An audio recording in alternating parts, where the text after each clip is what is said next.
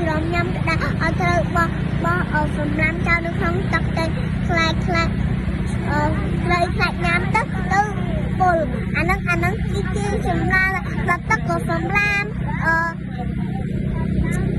យើងត្រូវពេលយើងផ្លែងបរិស្ថានយើងត្រូវតែអត់ត្រូវប្រឆាំងក្នុងនេះក្នុងទឹកទេប្រឆាំងយើងត្រូវផ្លែងបរិស្ថានអូខេបរិស្ថានហ្នឹងពេលយើងបោះចាក់កម្លាំងអីវាធ្វើមកហ្វេតពេលយើងដាក់ក្នុងធុងស្នាមវាធ្វើមក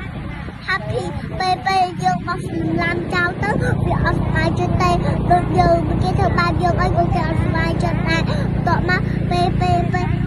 ពេលអត់ឲ្យវាហោះស្វាយនៅក្នុងទឹកទេខ្លែងត្រីច្រំញ៉ាំទៅពុលទៅបន្ទាប់មកទៅលេងមានត្រីនេះហើយនៅក្នុងទឹកហើយត្រីងាប់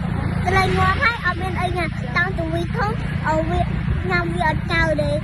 ខានរបស់ញ៉ាំពេលយើងស្រឡាញ់បរិស្ថានពេលយើងស្រឡាញ់បរិស្ថានយើងត្រូវបោះចោលនៅក្នុងធុង